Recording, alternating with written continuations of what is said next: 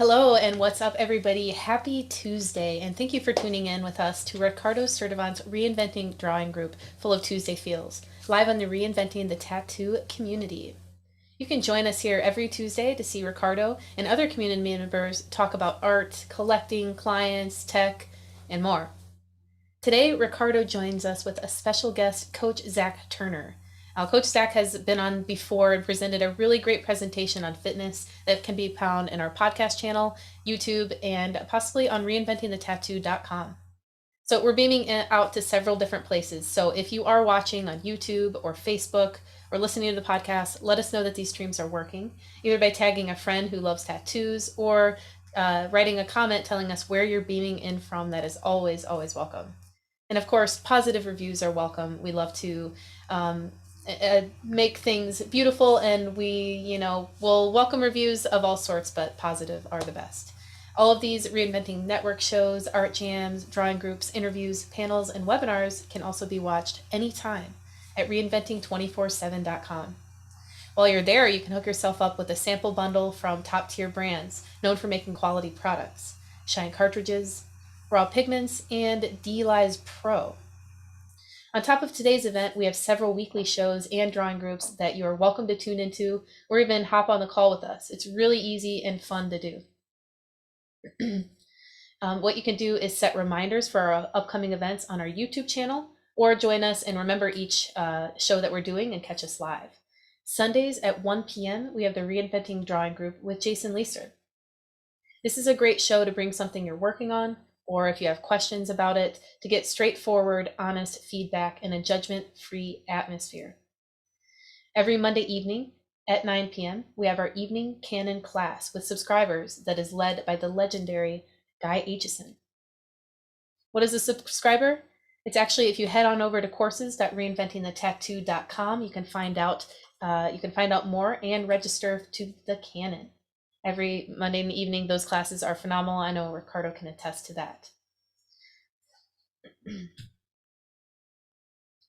All right, get myself caught up here. Also, Wednesdays at noon is a Tattoo Now show. You guys can tune in with Gabe every Wednesday. Thursdays, we have the Tattoo Collecting Podcast at noon. And Thursdays at 10 a.m., subscribers are encouraged to join Kier for Apprentice Fundamentals.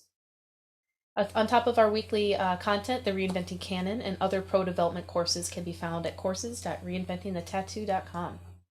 Before we kick things off, we want to say a very big thank you to our sponsors for allowing us to do all of this and offer this community to you for free. World Tattoo Events at worldtattooevents.com. They have the largest, most comprehensive resource for tattoo events in the world. Thank you to Raw Pigments at rawpigments.co, an ink company that is tapping into the source with acrylic-free pigments that have been impressing all sorts of artists across the globe. Their new EU REACH compliant line will be launched sometime this spring. Thank you to Tattoo Now, providing technology for tattooers since the 90s. And the founder and inspiration behind Reinventing the Tattoo, Guy Aitchison. You can find his biomech encyclopedia, DVDs, machines, paintings, and more all at guyaitchison.com. We also have a couple affiliates, Fireside Tattoo Network, the Apprenticeship Diaries, and eco-friendly-tattoo-supplies.com. Now I'm going to get off. I will be in the background reading off comments. If you guys have any other questions, just let me know. And one last thing, if you're watching, I'd like to add, to join in on this Zoom, to join in on the live stream, take in your browser, reinventingthetattoo.com. If you scroll down to our calendar and click the date and the event that you would like to join, there will be a little Zoom link in that event description. If you click it, check your video and audio, and you're in. We'd be happy to see you. All right, Ricardo, I know you have a lot of great stuff to talk about, and I'm going to go ahead and hand it on over to you. And how you doing today? Not too bad. How about you? I'm doing really good. I'm contemplating all the food that I've eaten lately that sucked. I'm contemplating all sorts of stuff, but I know that I'm glad that you brought in Coach Zac today, because the last presentation was super motivating. I got my butt to the gym. I was thinking and making smart choices based on what you presented. So I think today will be a nice little swift kick in the ass for me to hear you talk. But yeah, how's it been, Coach Zac? I haven't seen you in a while. What was it, last May or March that we spoke to you? It's been a while. It's good to see you again, Lauren. Great, thank you. So what's on the agenda for today? I'm here to talk about anything that Ricardo here has to ask me. One want to share any insights I can that would be valuable to all your viewers on all things nutrition, fitness, health. So anything I can help with, I'm happy to go over and hopefully share some stuff that will be valuable to you all. Yeah, that's basically it. I mean, it's the beginning of the new year, and a lot of us, especially as tattoo artists, with how sedentary our life can be, our job and stuff like that, I thought it'd be a good time to bring Zac in and talk to him again a little bit more about his personal path and his fitness and his coaching and stuff like that, what it is that drives him. And like I said, the new time of the year, everybody's always had all these resolutions. So let's kind of break some of that stuff down into more realistic terms. You know what I mean? Like we have these giant, grandiose ideas sometimes about how we're going to just flip everything like a light switch, and it doesn't always work like that. Yeah. You know what I mean? Like I think I've been working with Zac for years now. You know what I mean? I've gone up and down a few times and stuff like that. And I think it's part of her job right now where he kind of sees that happening a lot. So I thought maybe we could kind of let's touch on that just a little bit. Yeah. You know, sure. Is that cool with you? Yeah. I guess one of the biggest questions I have for you, is that okay, so let's say that we're just ready to make a change, right? And a lot of us, we have this idea, this image in our head about how our body should look. You know what I mean? Sure. And I think a lot of us, and I've seen a lot of people at the gym and stuff like that, myself included, that when you get started, you can get burned out pretty easily. Yeah. Don't you think so? I agree. Let's talk about average, what do you think it is that people want to see right away? Yeah. So I think it's encouraging. One thing I'll go over first, I guess, should be the idea of motivation and discipline, the difference between the two. So a lot of times people are initially feeling motivated. It's the first of the year, you're ready to make some changes, do something new, you set goals for yourself. That's pretty motivating, but motivation itself is usually fleeting. So the first day to get started, you're pumped to get going. That's pretty motivating, right? You're I'm motivated, I'm ready to go, let's do this. Yeah. Once you get a week in, 2 weeks in, or maybe even it's just that weekend, you start to have these new challenges. To stay on track is less about motivation and more about the discipline aspect. Mm-hmm. Discipline is kind of what keeps the train on the tracks at all times. Motivation is what you need to give you that boost when you're in a low spot. So rather than chasing the motivation, a lot of times it's all right, let's see how we can develop these habits that we need to develop so that we can stay disciplined and stick to the kinds of decisions we need to make to achieve the goals that we have. I like the way you said that, man. I like the way that you painted that picture for us. You know what I mean? That's a pretty good way to think about it, because it sounds like there's one of the two ways that you can kind of go. And you're saying, let's take not necessarily the path of least resistance, right, but the more realistic kind of goal setting kind of thing. Yes. So you're talking about making smaller steps. Yes, absolutely. Okay. I would always say if you can choose to do something in a way that at first almost feels too easy, you can always add more and make it more complex, right?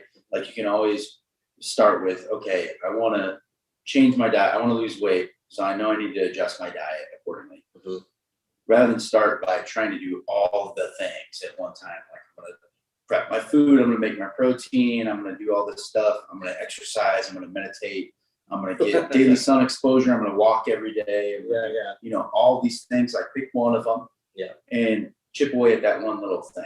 Yeah. So usually with the weight loss side, for example, a lot of it's going to be more related to diet.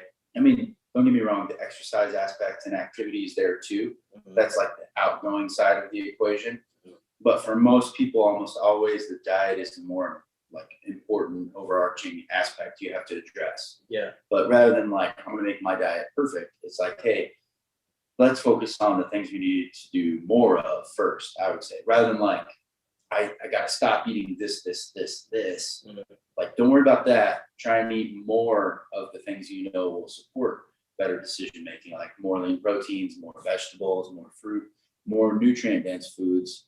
Yeah. By focusing on the more, sometimes you don't have to worry about the less because you're already satisfied from these healthier options. Yeah, that makes sense. I mean, okay, so let's talk about your point of view versus the layman, right?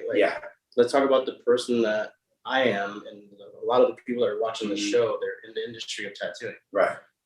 We've all sat down for a lot of fucking years. Yes. And we've all learned to eat so fast and such crap food because it's so convenient. Yeah. So what do you think it is that okay, so let's just say we're trying to switch over for the diet. Yeah. So what do we have to look for as far as like what not to eat? Like what do we not eat? I think first, instead, you should take a step back and look at your environment. Okay. You know, like a lot of times your environment will dictate the kind of decisions you make. Mm. So like if you have no readily available healthy food options, Mm. it's going to be very hard when you're short on time, especially to eat totally. healthy options. Absolutely. You'll have to go out of your way to obtain those things. Yeah. Compared to like you can DoorDash anything, anytime, or go somewhere and pick it up pretty quick. Yeah. So I would say the first thing would be like, what things can I put in my environment to make me have more readily available healthy choices? Okay. Do I need to like prepare some meals ahead of time, or maybe even just like buy healthier snacks to have around? Okay. You know, like you could have protein powder, you could have canned tuna for protein, you could have healthier snack foods. Although, disclaimer, I hate the word snack. It's just another meal. Usually a snack food ends up being basically code for junk food. Yeah. So when you are picking out healthier snacks, Yeah. you should still probably look for main food group things, like looking to eat leaner proteins, aka anything that had a mom. Vegetables, particularly green stuff. Most of us don't get nearly enough greens, and those are more nutrient dense foods, fiber rich foods, and they tend to be filling off of fewer calories. Okay. So it's something you can kind of snack on. So like maybe you think like, hey, I'm in a rush, I'm going to stop at the store and get some food before I go to work. Maybe you pick up a veggie tray and like a hummus, and you get like some nuts and seeds, and maybe you get like some grilled chicken or whatever, or rotisserie chicken that would literally make up several meals if you want. Yeah. And it's as quick as going to pick up a few bags of chips and a soda. You know what, you're right, man. That's actually a really valid point, because first of all, you touched on the fact that like nutrient-based foods are actually going to fill you up with less amount too, which is crazy. Yes. Because we're so used to eating like 2 or 3 slices of pizza as fast as we can. Right. You know what I mean? So we can get back to the tattoo. Right. But you're saying that like with the veggie tray, we can eat actually less food, take less time away from our tattoo, and then feel a little bit more full. Yeah. So you probably actually eat more food. Yeah. But it'll be fewer calories than if you ate pizza. Yeah, that makes sense. Yeah. And then it's going to the right places too. Yes. Right? So like your body wants to take that food and burn it in the right way. Yeah. It's already doing its job, but we're not giving it the right fuel, is what you're saying. Right. Yeah, you will feel your best when you have an adequate amount of vitamins and minerals. Okay. Water. Yeah. Sleep.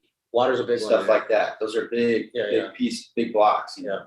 Those are like the raw materials we need to do the things that we want to do. Yeah. You know, when your quality of life is better, when your energy's better, your mind works better. Your creativity will be improved. You're more attentive and stuff like that. Yes. So you're talking about like all the things that we look for in our jobs, the things that we want to excel in our industry. Right. What we need is outside of just practicing drawing, just practicing tattooing. Like you're saying that we need like a foundation. Like our food needs to be a strong source. When your quality of life is the best it can be, your performance tends to follow, right? That's perfect. You know, like if you're run down and sick, you tend not to perform as well as when you have a good night's sleep, you've eaten a good meal, you feel good. Yeah, you're crabby, you're fucking grouchy. Yeah, it controls your mood, it controls a lot of things. So by giving yourself the best chance of doing your best is gonna involve making your quality of life the best it can be as well. That's pretty bitchin'.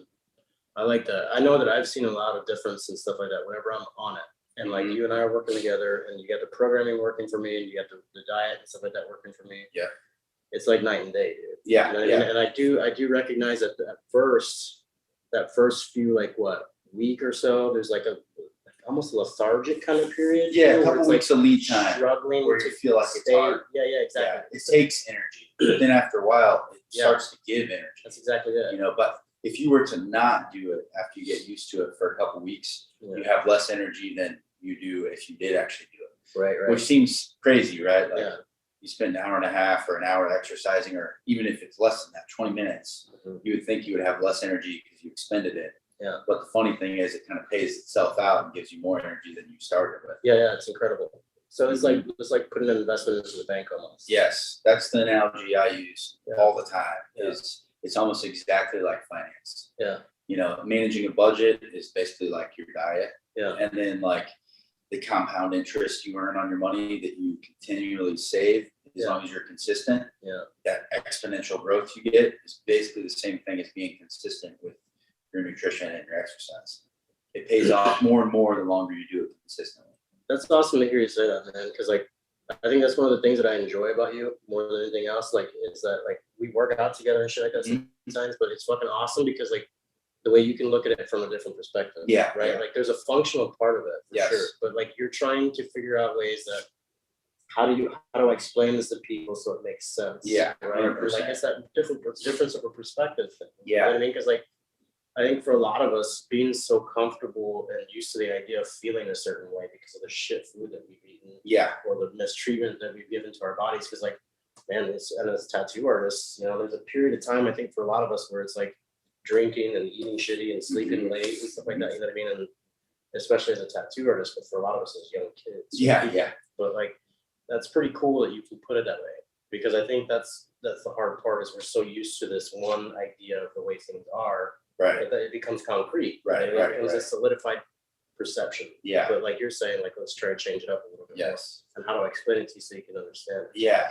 That's one of the big pieces for me is the communication aspect, like knowing how to connect with someone. Yeah. I believe in individualizing everything because everybody has their own set of circumstances, backgrounds, goals, limitations. Yeah. And the way that it's best to communicate with them. You know, some people are audio visual, some people you should read it, you know, depending on what it is. Well, I think you're talking to a lot of people nowadays that are like very visual. Yeah, and I am too. That's why I like to use analogies and like bring things on board that kind of illustrate the points we're trying to make. So it's like, oh, okay, this makes more sense, breaks it down, makes it simple. Because giving information is helpful, but actionable information is really what matters, right? So I want to be able to have somebody hear what we're talking about today and be able to take action right away. Yeah. You know what? Let's talk about that a little bit. Let's talk about, you know, people listening in, right? Let's talk about our backgrounds a little bit. Yeah. You know what I mean? I remember when I first met you, I think it was what, like 8-9 years ago, maybe somewhere around there. Yeah, maybe almost 9 years now. 9 years, yeah. And I first met you at a CrossFit gym that I was going to. Yep. And they were starting to introduce more like sports enhancement kind of training. Right. Like that's how you kind of got introduced into that venue. Yeah. But I mean, let's go back a little bit more as far as like, where did you first start out? Like, did you go to college and stuff like that? I did. I went to University of Illinois. Okay. I actually ended up graduating from communication. Okay. I started off thinking I wanted to do engineering, and communication was what I graduated in. Okay. I did coursework in all kinds of science stuff because of engineering.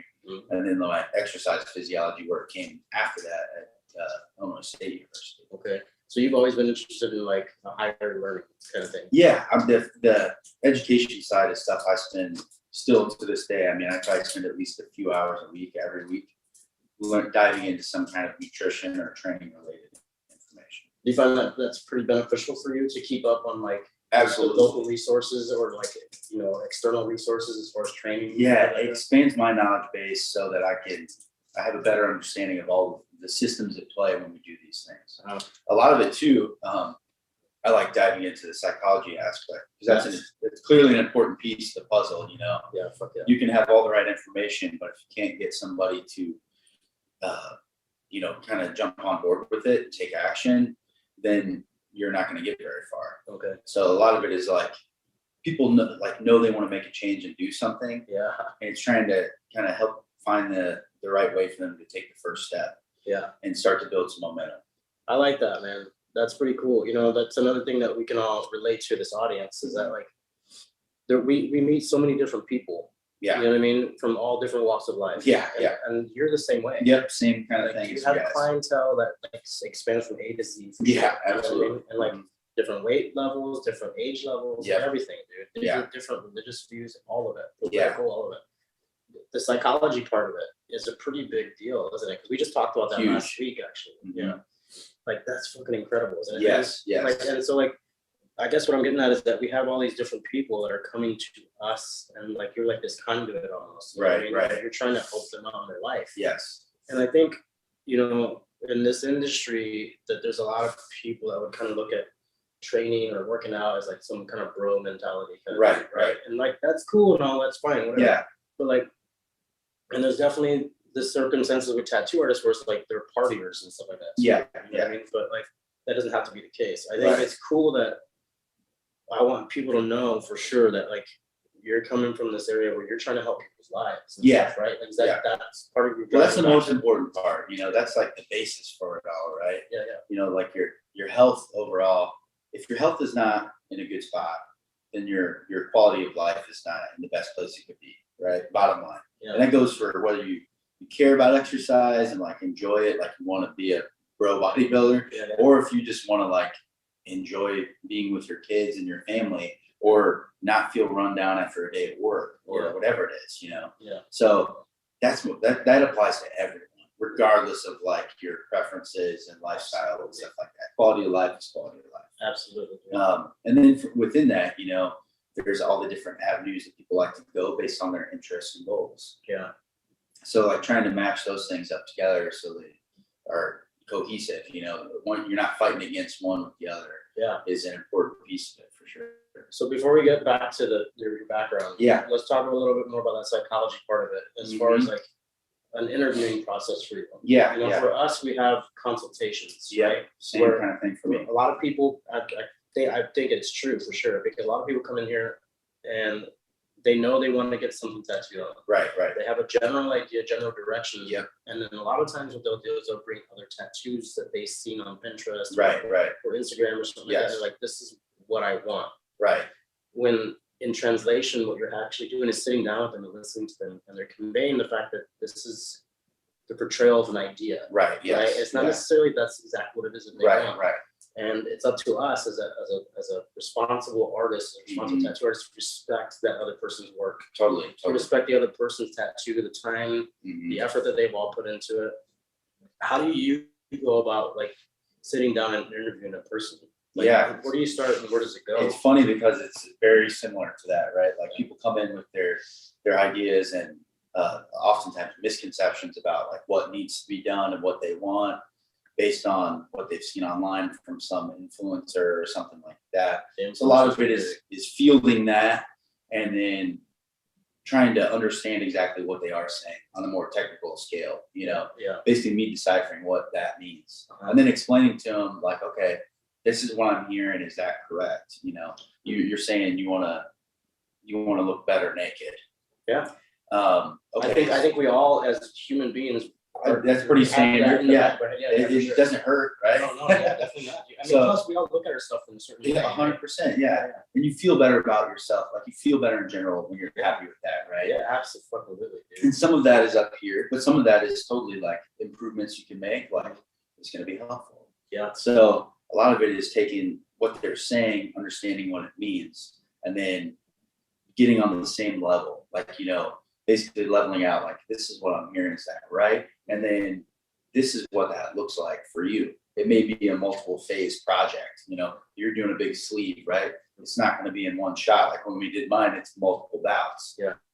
So you kind of have to lay it out, and each piece has to sequence correctly for the whole package to come together. Yeah. Same kind of thing when it comes to the nutrition, the fitness aspect as well. So I may say, you have not been exercising in the past. Maybe you're a little bit overweight. You need to lose some body fat first. That's usually the track that it goes. Yeah. So you're working on getting the diet in check. You're building the habits to get the diet in check and maintain it long term. Yeah. And start to lose the body fat first. Yeah. And then usually what happens is like, well, I'm starting to look how I want to look, but I want like more shape.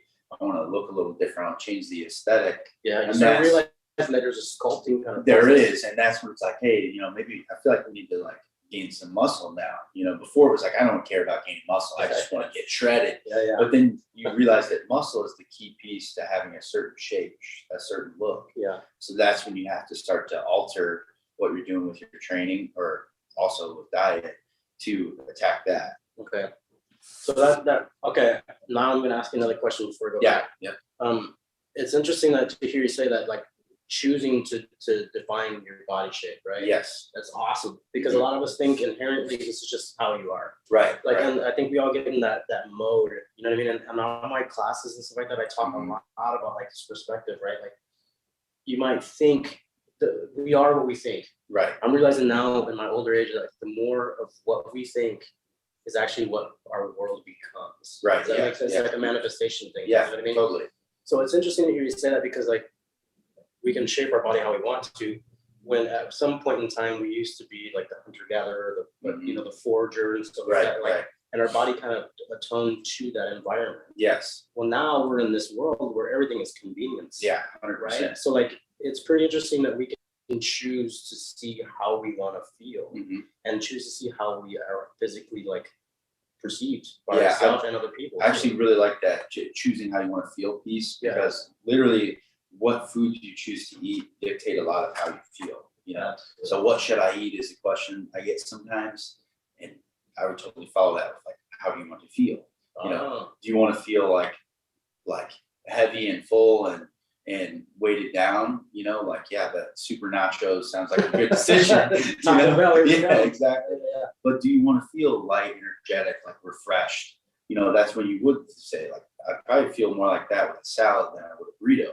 Yeah. You know what I mean?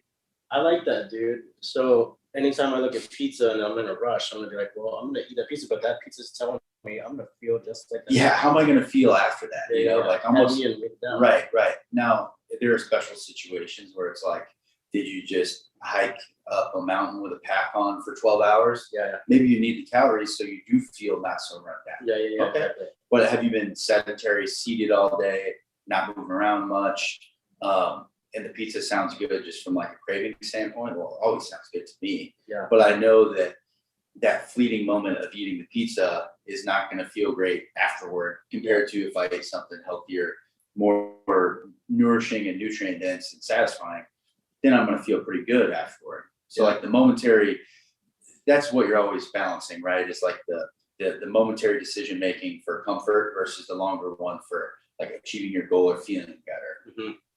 So you're always trying to balance, a balancing act with all that always. So it all sounds like just like the tattooing, dude. Like it's all very much a very personal path and like a personal growth path. Oh yeah. Like when you're working out, just for example, with you recently, like you put your body through a lot of changes and you lost a lot of body fat. Right. And you competed in the show. Right. And so like, but that's, you went from gaining muscle mass and working out and being more fit to dropping down and competing in this competition. Right.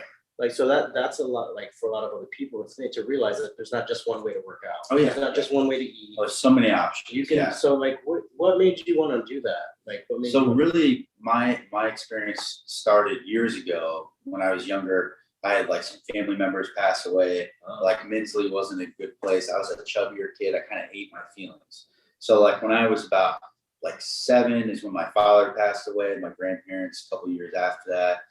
I was like a chubby 8-9-year-old, you know, and you know, when you're a kid in school, you get picked on and stuff like that. I played sports and stuff. I was still pretty good, but you know, it wears on you to like get picked on for being a chubbier kid. Yeah, for sure. Dude. So I started like really taking interest in it. My mom always went to the gym and was active. My stepdad started bringing me to the gym, and I started working out when I was like 10. It wasn't like serious yet, but I would say I was seriously working out by the time I was probably 13. And mostly it was for up here. Yeah. You know, like that was like my stress reliever. You know, like I could go to the gym, blow off some steam, get rid of like the anger and resentment and stuff I had going on. So it was, for me, it was an outlet. It was a lifesaver. Okay. And that's interesting that you say it that way too, man. Yeah, totally. And it helped with energy. It helped with all that stuff. But really, like the mental game is what it really helped me with. The physical thing is different than the mental, right? So like by pushing yourself physically, you start to get into the mental aspect. You know what I mean? Like you're doing a hard workout, you're pushing through, everything in your brain says, I'm good, that's enough, let's call it a day. But by pushing through that in the gym, which is, I would say, relatively easy compared to some of the things in your life you have to push through. You know, you're working on a project at work that's really stressful and wearing you down. You know you should push through it though. You know, so like for me to do it in the gym helped me take ownership of my mind so I could apply that to other aspects of life. You're talking about elevation. Yeah. You're talking about emerging from like a set of boundaries that you've applied yourself. You've allowed to be applied to yourself. 100%. It was knowing that I could make a conscious choice to accept like the situation I'm in, the circumstances I have, or I could push myself and work at it hard, and I could change it. I had control to do that if I chose to take that path. That's awesome, dude. You know, like willingly taking the path of most resistance. Yeah. You know, rather than like shying away from it and looking for the easy street. Yes, dude. That's awesome. So that was kind of like the big one for me as a kid. And I always wanted to like share that with people. So, I mean, I had really been training since I was 10. By the time I was in high school, I was the person that people talked to get help with their training. You know, they're asking me stuff about their training, their diet. I trained for a bodybuilding show when I was 15. Wow. So I did that, and then I got into sport training and stuff. Okay. So I had a pretty good, varied background. I was a pretty good athlete, and people would ask me for help with their training. So I kind of did that on the side, just mainly for fun. So all throughout college, you know, I maintained that. I trained regularly. Mentally doing that helped me get through the focus of classes and whatnot. You know what I mean? Yeah. So that was always my thing. I always enjoyed that. I mean, I always loved that, I should say, more than enjoying it. Yeah. And then when I had a job right out of school, I was like really unhappy with it. That was the only thing that was like bringing me like light. You know, I felt just bogged down and depressed, you know, and alone. That's I was living up in Chicago. I moved away, and I was like, this is not what I want to be doing the rest of my life. That was when I decided to go back to school and pursue that more seriously. Initially, I thought I wanted to do it like as a collegiate strength coach, but I started getting into some more coursework and getting ready to start my master's. And all the master's students used to come to me basically with help with their training, nutrition and stuff. Okay. And I was like, wait a minute, I don't need to get this master's degree to do the things I still love to do. Yeah. I can always pursue education on my own, which I do all the time. Yeah. That was my problem with school, was you had to take XYZ class. Whereas like on my own, I still take classes and do educational stuff, but I pick the things of my interest. So I'm like really into it. Yeah. I pour myself into it rather than get by it, you know, take the test and do everything I'm supposed to do. Just to follow But the yeah, steps. I'm there, but I'm not like really there. You know Right. what I mean? I think a lot of us can relate to that, dude. I think as humans, we can all Yeah. have daily life, daily works and stuff like that. Like 100%. what you consider quote unquote mundane after a certain amount of time. Right. Yeah.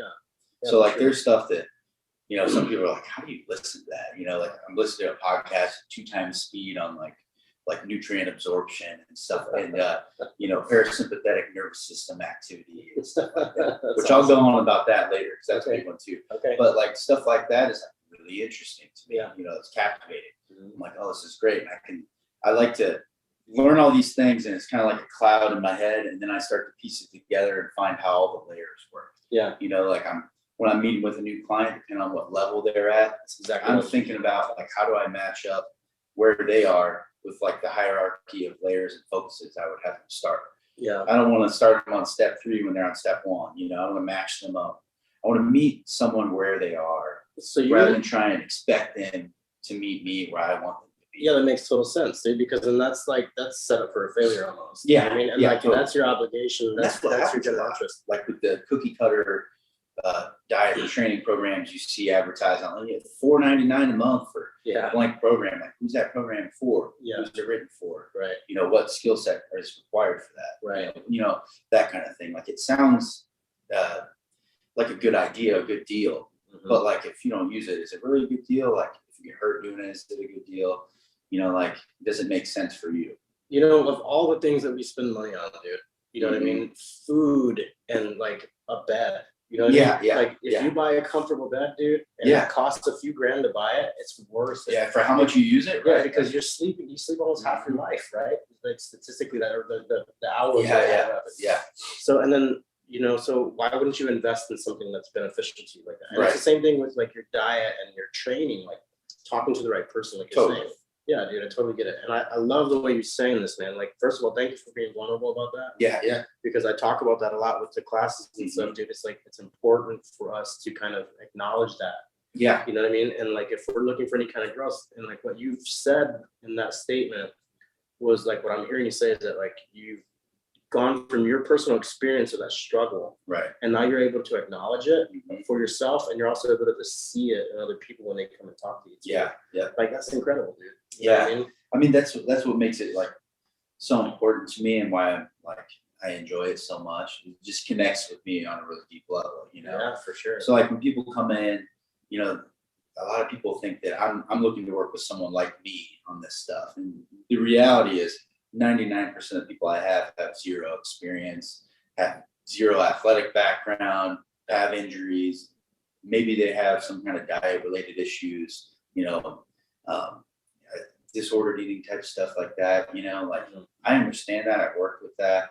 I have family that's dealt with stuff like that, so it's not a stranger to me, and I'm not expecting someone to be like a high level athlete that I work with. In reality, that's like the 0.1% of people I've worked with ever, you know what I mean? It's normally people who are, I won't say average person, I'll say the person that just wants to generally improve their health and lifestyle. Feel better. Yeah, feel better. Or like you said, they have kids, they have grandkids or something like that. They're like, dude, I don't want to like die anytime soon. Those are the best goals, honestly. Like I want to be able to get down on the ground and play with my grandkids. Yeah. Because that has a lot of there's a lot of why behind that. You know? If your goal is I want to lose 20 pounds I want to lose 20 pounds. That doesn't carry a lot of weight unless there's serious whys behind it. Yeah. So if you're trying to figure out what kind of goal should I have, then you got to be able to ask yourself. Usually you would want to ask yourself why to whatever goal you come up with 5 times. It's like, why do you want to lose 20 pounds? Well, I want to look better. Why do you want to look better? Because I want to be more appealing to the opposite sex, whatever. Work your way down the list. It's got to tie to something very important on a base level. You're talking about the Socratic method. Yeah. I like that because I apply that to almost everything that I do now, man. I mean, it's like, why did I just eat that and I'm not even fucking hungry? Yeah. You know what I mean, like seriously, why did I just DoorDash McDonald's? Something like that. I don't do that much. But I'm saying that, like, you're right. Yes. Because like, that's the interesting part about the diet. You know what I mean? And a lot of us that can become overweight, because I was there at one point in time too. You're eating your emotions and stuff like that. You know what I mean? And that's a lot of it, dude. Yeah. And like, it's so crazy because again, it goes back to that perspective thing. You know what I mean? Like that's a lot of that I feel is tied to like the idea of perfectionism with diet as well. It's never a yes, no, red, green situation. Okay. It's a spectrum, Okay. There is no, you did perfect or you did horrible. It's always somewhere on the spectrum. Yeah. And it's all relative to what you're doing over a period of time or any given day, Okay. So one problem that people have is they start a diet on the 1st of January and they slip up on a Thursday and then they go, well, that day, this week's shot, I'll start on Monday next week. That's a lot of time. If you do that every Friday, you're losing 35, 40% of your week. That's a lot, so it's better to just get right back to what the habits that serve you well. Yeah. If you have a huge McDonald's lunch one day, whatever, don't starve yourself the rest of the day. Right. And don't feel like, well, I should eat this whole pizza tonight and I'll just start fresh tomorrow. Yeah. Maybe just get back to the things you normally do. Like, hey, I ate McDonald's today. I should probably just get back to a normal meal. I should probably drink my water like I normally would. I should probably have my vegetables and protein and balanced meals like I normally would. And you'll be fine. So because one meal over the course of a week, you eat 3 times a week, right? That's nothing, Yeah, no doubt. Yeah, 1 out of 21. Yeah. That's not bad. It's Percentage-wise, that's really good. It's like one bad night's sleep versus like rest of the week. Yeah, like not a big deal. Yeah. And then if you expand that even more over a few months, what's a couple meals like that? It's really nothing. It's when it becomes 7, 8 meals a week where it starts to be more significant. And the amount of money you're spending on shit. Well, that's the other thing. The money aspect is huge too. A lot of people are like, well, it's expensive to eat healthy. Yeah. But really, if you really sit down and look at it, it's not expensive to eat healthy. No. It takes more time to make all this food. Right. If you're inexperienced. Yeah. Or if you're really looking to make like ornate recipes and stuff like that. Yeah. I don't recommend starting that way unless you have a lot of cooking experience. Right. Like our friend Lynette. Yeah. But like, for me, I try and make it simple because I want my time. Yeah. Or if you have the money but you don't have time, that's a great time to think about buying pre-cooked meals. There's a lot of companies that do that now. There's so many. Yeah, there's local ones, there's online ones that ship it. And I know you as a trainer, you'll even offer that sometimes to some of your clientele. Yeah. Sometimes I'll do like I usually just do the protein prep. Okay. I have a huge smoker. I like to fire that baby up and do like some chicken, like whole smoked chicken, or I'll do like chicken breasts. I'll do this like barbecue smoked meatloaf. Dude, I've had it before. Yes, he's right. He's absolutely right. No, that's great, man. You're right, dude.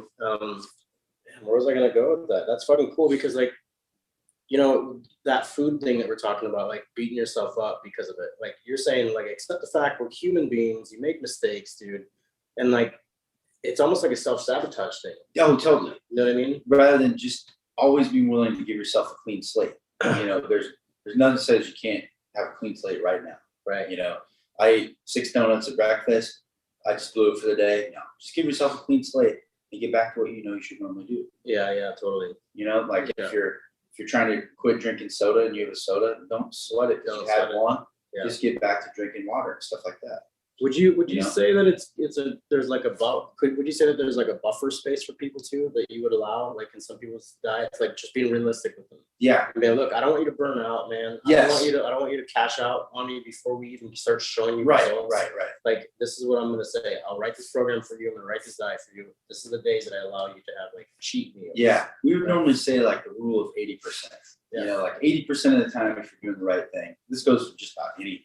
Yeah. Then you're probably on the right track, So like if you are getting started and you want to keep it simple, like we talked about, developing good habits.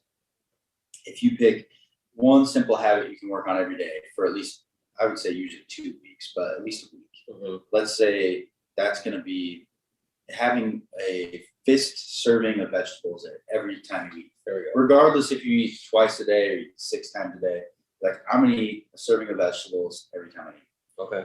That's your habit. If you have a calendar and you had a fist of veggies at every meal, that's a check mark. If you didn't, that's an X. Okay. For example. Yeah. If you get at least 80% of your days with a check mark, you're probably on the right track for the diet or for the habit taking hold, right? Right. And it can be literally that simple as you start layering those habits to get you to the, like, I would say the more ideal setup for you, depending on what your goal is. Mm-hmm. Right. So like you start off for a couple weeks. My only objective is to have a serving of vegetables at every meal. Yeah. If that sounds too easy and you're very confident you can do it, that's a good thing, right? Like, if you're like, hey, I can do that. Mm-hmm. I can handle this. Yeah. You start stacking these things, and that's when you start to see big changes. Yeah. Because you're doing it over time and it's consistent. Yeah. You start with the easy one. All right, serving vegetables every meal, check. Done. Mm-hmm. Then you're like, all right, I'm going to start making sure I have at least like a palm serving of protein every meal. Yeah. If you can check that off too, then we're check mark again, right? So like we still satisfy the first one, and now we're building on that with the second one. It's incredible, yeah. And you basically round it out so your plate is more of a balanced type meal. Yeah. And then every time you're eating, you're like, oh, I'm looking for this, this, and this. You know what to look for at your meals. You know what it should look like. You can use your hands, or you can use measuring cups or a food scale or whatever, to know exactly where you're at. For lack of a better term, it becomes like muscle memory. Yeah. You know what I mean? Like it's just like an instinctual thing. It's an instinctual thing. It's like shooting a free throw, Yeah. Like at first you gotta really think about how many times do I dribble it? Am I gonna spin it before I shoot it? Right. After a while, that's just autopilot. You're just there doing it. Then you can focus on like putting your energy into the execution of more major things. Yeah. You know what I mean? Mm-hmm. Rather than like the whole setup for it. Yeah. It's like teaching a deadlift when we've gone over a deadlift, right? Yeah, like sure. At first you're like, oh, there's all this crap to remember. After a while, it's just like, no, I just want to be maximally tight and like aggressive when I do this. Yeah. No, full effort. Mm-hmm. Full effort. Yeah. So like, it's kind of like with tattooing, you know what I mean? When you're first learning how to tattoo, there's so much effort and execution into applying just a simple line work. Sure. You know what I mean? And like the angle's got to be right. You have to hold your hand. The machine's got to be in tune with the speed that we're running and everything like that. So like, and now it's just like you pick it up and you just do it. You're right. Right. You know what I mean? So you're right. It's absolutely so. It's as relatable as everything else in our life. Yeah, it's developing that mastery. It doesn't have to be like this big thing. Right. And I think maybe you're right, because it is like this disastrous outcome that we're so worried about. Right. Like, oh, I fucked it up again. Yeah. And like, never be afraid to fail, right? Yeah. That's how we learn. Yeah. Just like with the diet or training side too. Never be afraid to fail. My favorite thing is when people are like, oh man, like I feel like I messed up making my breakfast for this week. Like what I do wrong, like totally. I'm like, oh, that's cool. I'm glad you're asking that question, because you're trying to figure out how you can solve this problem. Yeah. You're not succumbing to, well, I failed. Well, I'm going to throw it out the window. We're done. I'm quitting on this diet thing. Yeah. I blew it week 1. What am I doing? Yeah. When people ask me questions, those are the people I know are going to do well. Yeah. Because they're asking questions specific to them. Yeah. Not generally, but just like, what's this going on? Yeah. So like, how do I do be honest this? about it? Right. Like, hey, I'm busy at this time of day. Do you have any ideas how I can work food in around this? Or I tend to get hungry at 3 PM or something. I'm not sure what I should do. You know what I mean? That's like the critical thinking you need, taking a step back to look and go, okay, where are my weak points? How do I address these? A lot like with you, I'm sure, like what areas can I improve on? Yeah. How do I start to develop more mastery at those? Oh yeah, absolutely, dude. How do I break that down into little skills and stuff I can practice or whatever it might be so that I can address that and get better at it? Absolutely. Same idea. We just talked about this last week, motivators and stuff like that. You know what I mean? And like ways that I do it is like I have an easel and a station set up in my bedroom. Every time I wake up, I look at it, I see the drawing, and it's not like I'm beating myself up with it. Right. It's just that moment to look at it and kind of see something like literally fresh eyes. You know what I mean? Right. And then I can go and put a little bit more where I see I need some more work. So yeah, it's right. And then for me, it's that thought process of it's just going to become ingrained, and it just becomes like this muscle memory thing. And so I'm not gonna have to feel like I have to put effort into sitting down to draw. Right. I'm not gonna have to put effort into sitting down to cook for myself. Right. I mean, like you get a crock pot, man. You get a skillet and stuff like that. Yeah. An air fryer and stuff like that. And it's easy, and it just becomes easier. Yes. A lot of people get intimidated by the food prep thing. Yeah. But it can be so simple. Like I always recommend people just start with like basically making different components rather than like specific recipes for each meal. Yeah. If you want to do that, it's great, but it's going to take a lot more time. Yeah. So it just depends on what kind of time you have to work with. Yeah, for But sure. I think what you're saying about the easel in your bedroom like that is controlling your environment, right? Like Yes. when it's there, you're always immersed in it. It's easier to stay locked in and focus on it. Yeah. Same thing with the diet stuff. Same thing with the training.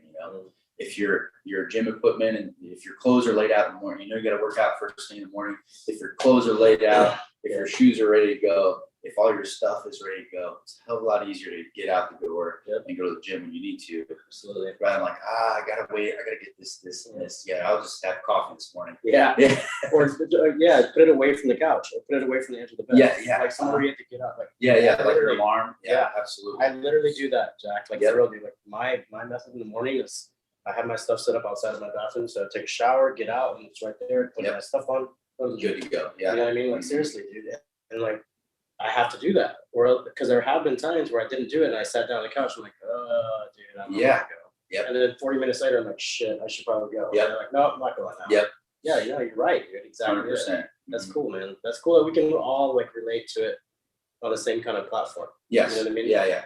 So it applies to everybody, right? Yeah, for sure. There's benefits for everybody doing those kinds of things. So a little bit ago, you wanted to talk about the central nervous system. Oh yeah. So central nervous system, you have your parasympathetic nervous system. That's like where you sleep, where you digest food, where you de-stress, where you relax. Mm-hmm. That's where your body recovers. Yeah.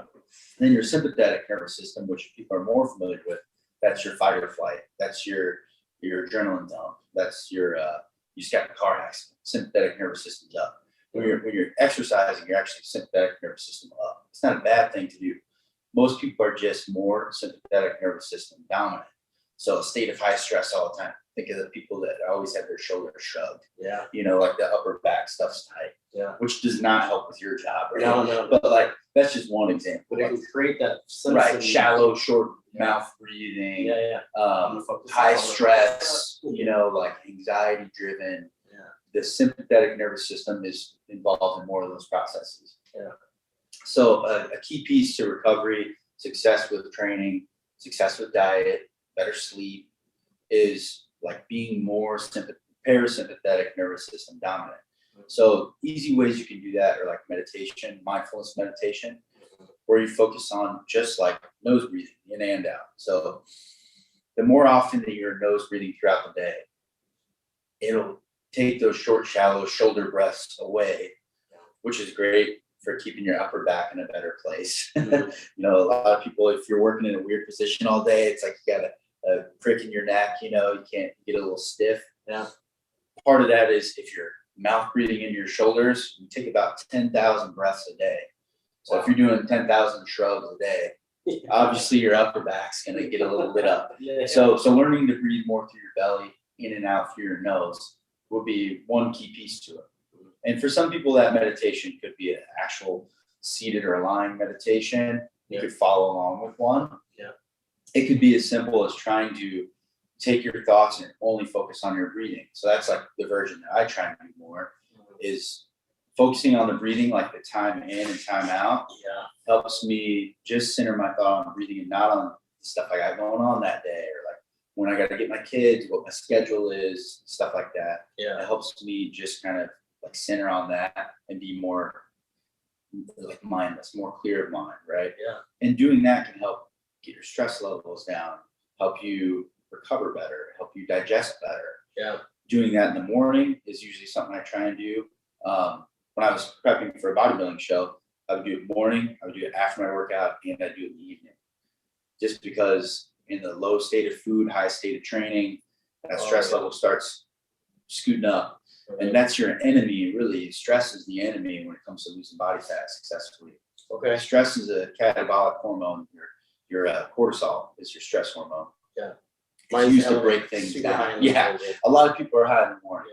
That's why you tend to crash a little bit later in the day. Oh, yeah. People wake up and they're like stressed, go time, but then they get that midday crash. Oh, yeah. And then a lot of times once you have your midday crash, it sneaks back up in the evening It can. before bed, and then it can be hard to get a restful night's Right. sleep. And that's when people are like, I just don't sleep better. Yeah, and then Right. the cycle of sleep and recovery is starts to get a little jacked up. Yeah. And you're not sleeping well. It kind of feeds itself that way. Yeah, I gotcha. So that can start to help make your sleep better and more restful, which then will complement everything else you're doing to try and improve your quality of life too. Yeah. So it just ties into a lot of that. Let's talk about some of because you and I have gone through different phases of working out and stuff as far as your programming for me. And there was a period of time where you had me doing a lot of high volume, heavyweight stuff. Right. And I was eating like an animal. Right. But what I did notice is that outside of all that, and outside of the physical gains that I was seeing, Yeah. I felt more relaxed. Yeah. It's incredible because let's talk about some of those movements that you had me doing Yeah. that can actually trigger central nervous system response. Yeah. Like that. You know what I mean? Like I know one of them for sure is like the squat. Like Yeah, a squat, right. Like a squat stance kind of movement. Yeah, absolutely. So like when we were doing that, we were really focused on gaining muscle mass, right? So we had to increase the amount of input, like the amount of energy coming in by increasing your food. So we had enough raw materials to recover from your workouts and start to build the muscle. Because basically when you're working out, you're breaking down more of your muscle, which is not necessarily a bad thing as long as we have things we need to build it back. Yeah. Right. And that's where that parasympathetic recovery stuff comes in handy too. Yeah. But basically doing the major movement patterns tend to be your most bang for your buck, efficient movement types. Yeah. It's like when we're doing back squats, for example, bar on your back, literally pretty much every muscle in your body is at work. Yeah. Obviously it's a more leg dominant movement. You're doing deep knee bends, AKA squats. But the bar's on your back, so your back has to be tight. Your trunk, your core has to be tight. You have to create pressure, Valsalva maneuver, to maintain that tightness while you do the movement. That's what makes it safe and even more effective too. So it works a little bit of everything. And by doing it with pretty heavy loads, your central nervous system gets stimulated. Everything is getting stimulated, right? Yeah. And then in the recovery process and having enough food there, you start to make adaptations. Training is basically just trying to drive adaptation. If your goal is to gain more muscle size and strength, putting it under heavy loads will start to cause you to become stronger and adapt to moving heavy loads. Yeah. Your body's like, hey, I can move this heavy stuff all the time. Yeah. So it'd be great if I had more muscle to do this a little easier. So let's work on that. So it does it for you. And body's like, all right, copy that. Give me the stuff I need. We can make it happen. Yeah. That's basically how it works. That's killer. And the same goes if you wanted to have greater endurance running, or if you want to have better muscle endurance. So you don't fatigue out as easily doing rock climbing or tattooing all day. Yeah. Stuff like that. Yeah. So thinking about the things you want to achieve usually drives what you decide to do with your training. So you break it down accordingly, much like with diet we're talking about. Yeah. That's interesting, man. And I definitely recognize that, like that breathing technique. Yeah. Because before every heavy squat, I breathe in at least once, twice, 3 times. Right. Like short, deep breaths and then hold it. Yes. That tightness that you're talking about. You know Yes. what I mean? Yes. I definitely recognize that. And like, you know, at around that time, a little bit before, I started practicing this thing called grounding, like Mhm. grounding technique. It's like a meditating thing. Yep, yep. And it's literally goes back thousands of years, man. Mhm. Like where you're breathing deep into that diaphragm kind of area. Mhm. You know what I mean? So that's pretty fucking cool that you're relating that into Oh, yeah. the process too, dude. Yeah, and when you do stuff like that, training, getting back to the nose breathing and recovering your heart rate in between your sets as quickly as possible is going to be even better, right? Like you can tie all that stuff and you get really high level with it. I always like start with small things, you know. If you're more of a beginner and basic, don't even worry about that stuff. Yeah. Just worry about getting into the habit of doing these things regularly. And then you can always make it more complex. Yeah. That helps you stay focused Yeah. to continue to progress and build newer, more complex things into it. Yeah. That's a great way to keep moving. Yeah. It's like how you started in school, right? You didn't start with calculus when you were a kid. Yeah. I sure didn't. No, But over time, I got there by working my way up, you know, adding more complexity as I went along. As you learn more skills, that's basically the same thing you learn with your training and with your diet. It's killer, man. Mhm. So just like kind of like what is the name of that movie? Princess Bride. Yeah, Got to go back to the beginning. you gotta go back to the beginning. Yeah. So you're pretty much saying that no matter what it is, no matter what level it is you're trying to attain, movement, good food, good sleep, stuff like that is like that's the most beneficial thing. Yeah, we can basic afford. stuff. Yeah. Mhm. And it's pretty simple. Yeah, You know what I mean? it's very simple. I would say very simple, not necessarily easy. Yeah. You know, Yeah. there's lots of competing things that you have to deal with in your With life, yourself. with yourself, Yeah. with your time. Yeah. So try and make it easy for yourself. You know, Yeah. that's what I would say would be a key piece. Yeah. You know, control your environment. Try and make it easy. Make it easy to make better decisions. Yeah. So if you like a challenge, or if you want to, even if you don't like challenges that much, but if you really want a challenge to stimulate yourself a little bit more this year, Yeah, this is a good way to start. yeah, this would be a great way to do it. That's awesome, man. And there's so many levels of it that you could add into it as well. Yeah. Mhm. And it literally becomes like this part of your routine. You know what I Yeah, mean? Like I was yeah. saying the other day, like when I don't consistently hit the gym, or if I don't consistently eat right, like I notice. Yeah, I'm the not- bandwidth comes down for the other thing. Yeah, tired, you know, lethargic, conversations just kind of like waning and stuff Yeah, like that, you know what I mean? And when I'm on top of it, dude, it's just like I'm firing. Yeah, you know what I mean? yeah. So it's pretty crazy. Yeah, your brain follows suit with your body a lot of times. Yeah. So even if you don't want to do stuff like you don't want to go to the gym in the morning or the afternoon, whatever it is, make yourself a deal that like, okay, even if I don't want to go, I will drive there. I will get to the parking lot. I will get out of my car. If at that point I still don't want to go, I don't have to go. Yeah. Because 9 times out of 10, if I get out, you're like, okay, this is ridiculous. Yeah. I'm already here. Let's just do it. You're a grown And man. then by the time you're done, you're like, all right, that works. Little stuff like that really does help. Yeah, it's It's like, all incredible. right, I'm gonna make myself a deal. I'll get out of bed. I'll get dressed. I'll get in the car and leave. Yeah. If then I still don't want to, fine, I don't have to. Yeah. And then you're gonna get a call from me going, "You dumbass! You're already right Yeah. there, dude. Come on, man." But that's that discipline aspect taking over. It really is. It really If is. you You're have the right. discipline to just do that routine you said you're gonna do and commit to it, Yeah. it starts to push you in the right direction. And then when you have those times where you have extra motivation because you watch the newest Expendables movie and you're like, wow, I want to get jacked like that. Then like, okay, cool. Yeah. That's great. But that's not gonna last very long. No. It's not that important, Yeah. No. you know? Yeah. But the discipline is what kind of pull you through. That's interesting that you brought that up, man, because there's a lot of like the social media that we follow. I just got rid of the apps on my phone. Yeah. Yesterday, I was like, I'm not Yeah. using one. And like I log into on my computer and stuff like that. But it's true, dude. It's like, man, we get sold this idea of the way these people look 24/7. But dude, Oh, yeah. they don't. They No. they literally just got done working out. Mhm. You know what I mean? Their body is responding to all that work. Mhm. And like they post this picture like this is my everyday. These are the way my abs look all Yeah. the time. The every day. percentage of people that look like that, like shredded, exposed abs year round, is Yeah. very, very small. Yeah. And it's almost only those that are genetically blessed enough and also have the resources and time to maintain it. And somebody's making Year food round. from those. Totally. Yeah. If you look at any actors in Hollywood, Oh I mean, yeah. there's drug use involved to get in the shape they need to get in that quickly. Yeah.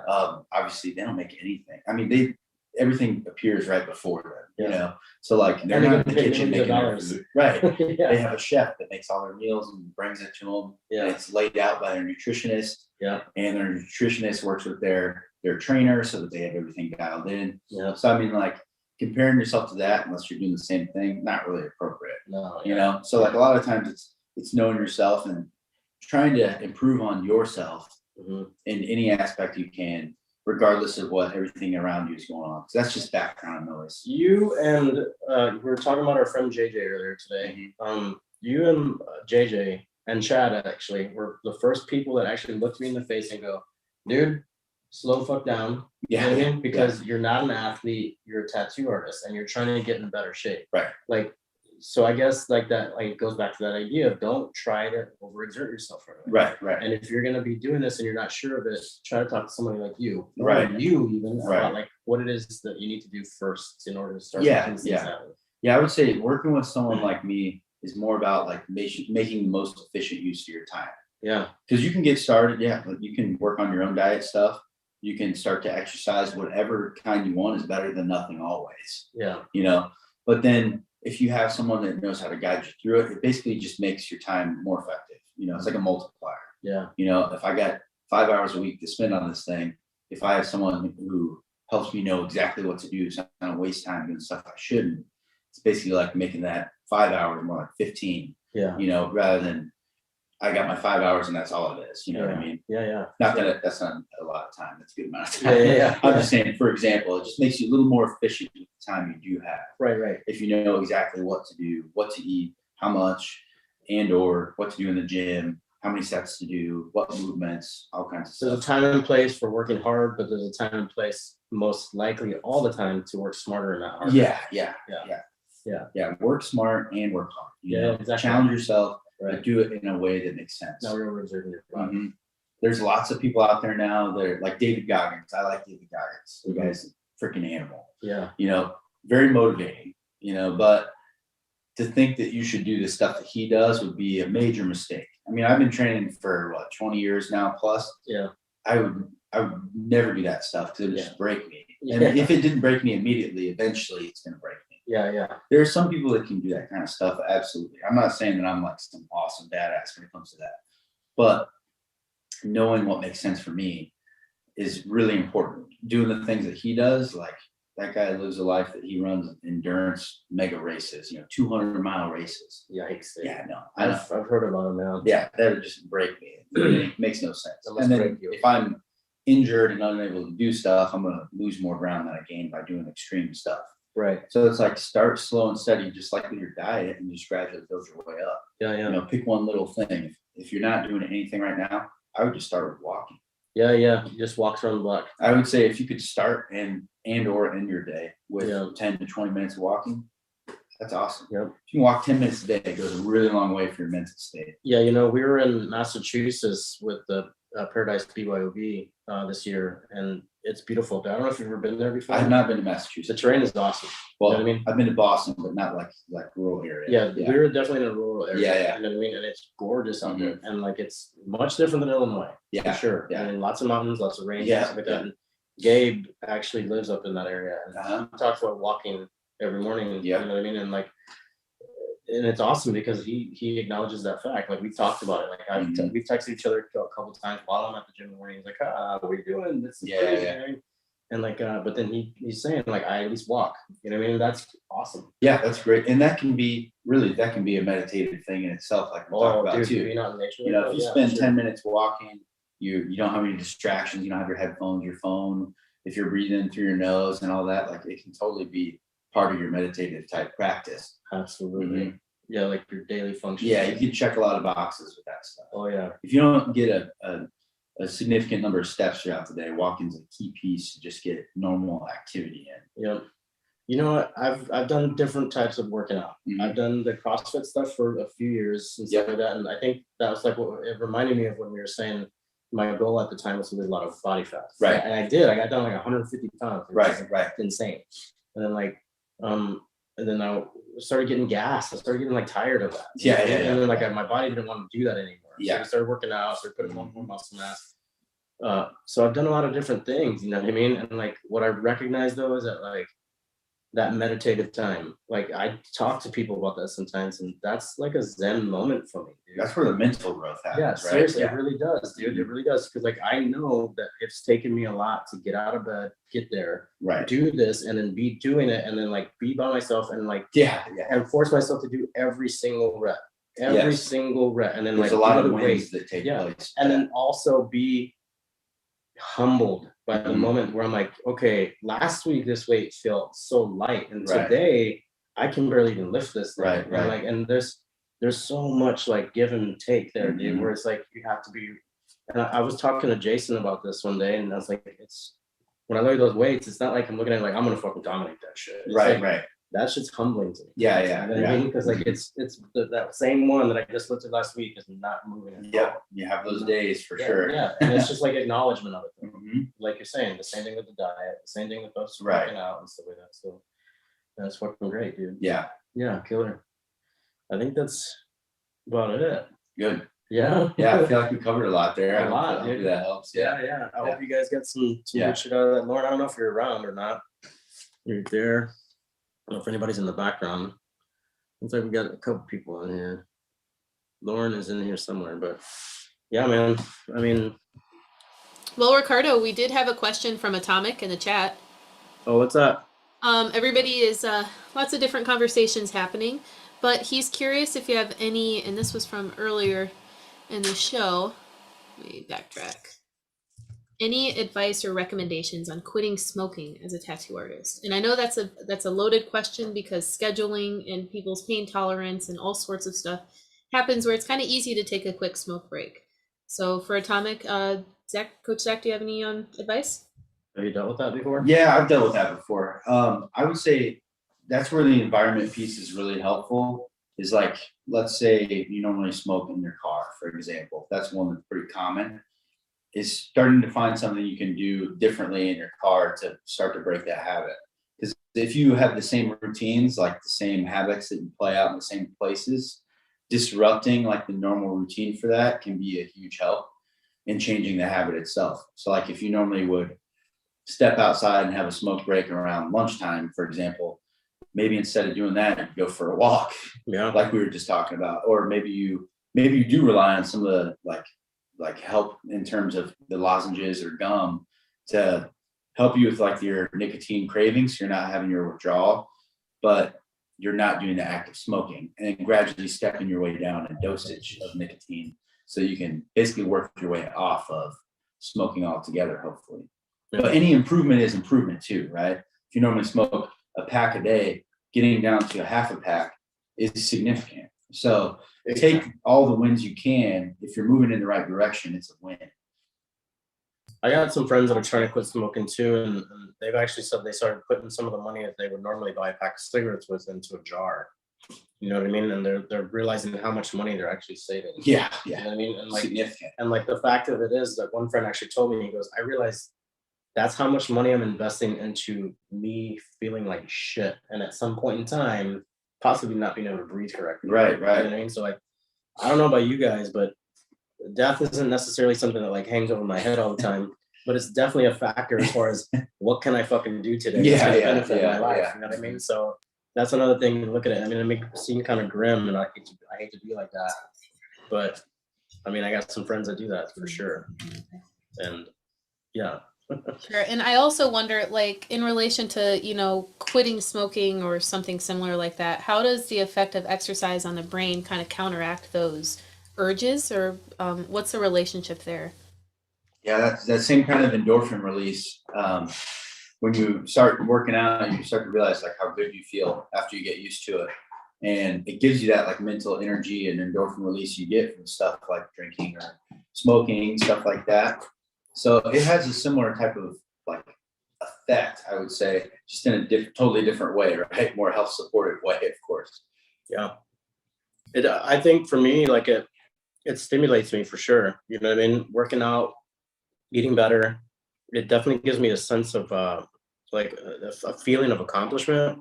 And like I said, I'm just firing on all cylinders at the time, like I feel like I have more drive. Yeah. I feel like I'm not exerting as much energy to like get up and like how many times do you hear people, they're like trying to get out of the chair. Right. You know, like, when I'm working out consistently, when I'm eating right, I'm just up. You're just up. Yeah. Don't get me wrong. There's some muscles that they need to be stretched out, like especially on like leg days or something like that. You're like, okay, let's get ready. Yep, I'm up. Yeah. But it's a different kind of fatigue, but it's like a good kind. Yeah. Like you've been doing something, like it feels good. Yeah. Rather than fatigue of not doing anything where you're just bogged down. Yeah. Dude, how many times have you seen like, I don't know, like an older person and they're walking around and they're just hunched over. Like they're literally walking and their back's all fucked up. Yeah. And why don't you tell us what that's from? Yeah, usually poor posture, weak back, and not weak trunk and lack of movement. Yeah, lack of movement. Exactly. Yeah. And it's a lot of it is controllable by how soon you start working out. Like I have a 78-year-old lady that I train, and she's hopping and skipping and bouncing around because she's been working out her whole life. That's exactly. She comes and trains with me 4 times a week generally at 78 years old, and we do deadlifts and squats and split squats and lots of upper back stuff and trunk stuff. That way she stays strong and capable as she ages. I think that's the goal too, right? It's longevity. Yeah. You know what I mean? Like a healthier life later down the line. Like it's the same thing that we do whenever we work and we're working for retirement. Or 401k or a pension of some sort. You know what I mean? It's like if you invest all that time into something like that, then why would you not invest into like and then earlier, Zach, you talked about that mentality thing. We talked about, you and I both talked about that, like that overcoming goals or overcoming obstacles or something like that. Man, I talk about it a lot on here where like we're trapped inside this body. Like our minds are so much bigger than our bodies are. You know what I mean? So like, why wouldn't we try to take care of this vessel that carries us who we really are? Yeah. You know what I mean? So like, I think if anything with smoking, that's the way that I look at it, because I used to smoke a long time ago. Yeah. And I want to try to give this thing as much respect as I can. That way I can fucking mentally still be here and like totally live my life. Yeah. It just carries me around. Yeah. You know what I mean? That's all it does, dude. Yeah. It's not gonna add anything to your lifespan, right? Yeah. If anything, it's gonna take away. Yeah, exactly. You got some people who are genetic freaks and are unaffected by smoking their entire lifetime. Yeah, it's like the lottery. But for the most part, people feel better, have better health markers as non-smokers and smokers. Yeah, for sure. Well, I have a question. Yeah, and I have another question for you. What is, from your perspective, what is the effect of like long-term sessions that artists are usually doing on their muscles, like that combined with more sitting and resting? What does that do to your body without like proper nutrition as well, in terms of longevity? Because artists will sit hours and hours and hours on end. Yeah, tattoo artists you fall into the overused injury types, the carpal tunnel, tendonitis, stuff like that, but particularly with your upper body stuff, but also your lower body too. Like when you're seated and you're deep seated, like your knees are above your hips and your feet are tucked under your chair, wrapped around your chair leg. You get knee pain, that's probably from your hip flexors. Your hip flexor gets a little ticked off when it's in that position for periods of time, which may not be something you notice. Like when you're a kid, you see kids sit in all kinds of weird positions. I know my kids sit in like the weirdest positions and they're totally unaffected. But as you get older, that stuff stops happening. If you sit in a weird way in a car for a few hours and you get out and you're like, oh man, my hip, my knee, that can be the kinds of things you run into being in a non-typical posture while you're working for hours at a time. Yeah. So some of the ways you can help with that would be like strengthening key pieces for tattoo artists, which would be like your upper back. A lot of times people, they breathe into their traps a lot. We talk about that, but also they have a weak area. So usually we would say, weak things break. Yeah. So like if your upper back is really weak and your shoulders are always rounded forward, your head's always forward, you got the texty neck situation like most people do now, building up your upper back so that you're stronger enough, like a more confident posture most of the time, can take a lot of pressure off of those areas. Well, big time, dude. You've helped me out with that quite a bit. Like opening my shoulders up. Yeah. Like it helps you so much, you wouldn't believe, like especially with your low back too. If you have any kind of low back pain, if your upper back is weak and your shoulders are rounded and everything is forward, your low back takes a big hit. Big time. So by strengthening your upper back and then also strengthening your core, it starts to protect your low back. You don't have as many issues there. Yeah. I would say my hamstrings for sure. Yeah, hamstrings the getting pressure of it. stronger, Yeah. glutes, your butt getting stronger, Yep. your trunk getting stronger. That helps protect your low back, because then the big muscles that are supposed to do that work actually do the work. Right. A Exactly. lot of people mistakenly pick things up and they try and use their back to do the work, when really, if you bend your legs and use your legs, they're much stronger, better leverage. Yep. So for tattoo artists, upper back, trunk, the walking is great because it basically helps you stop being so stiff in the lower body too. Just that movement is fluid. It's good for your low back too.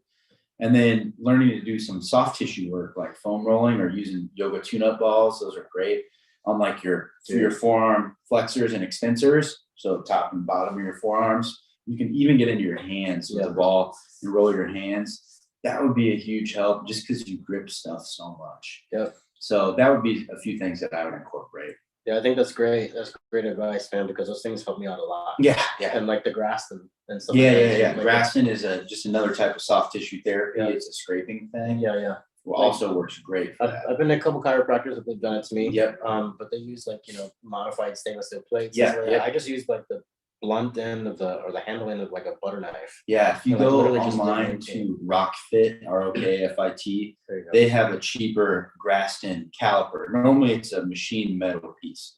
They have like a black one that is like I want to say it's like a plastic composite, and it does the same thing, but it's got like handles and stuff. It's got a few different angles. So like you could use it like backside of a butter knife. That's what I've used before. Yep. This has just got a little bit better angles and shapes to it. So you can work into different areas. Basically, if an area feels crunchy, so to speak, while you're rolling over it, that's like usually a tighter, more bound up area. Yep. So if you start to work it for a while and you're scraping it, it starts to feel smoother and supple. That's a better state of your soft tissue. Yep.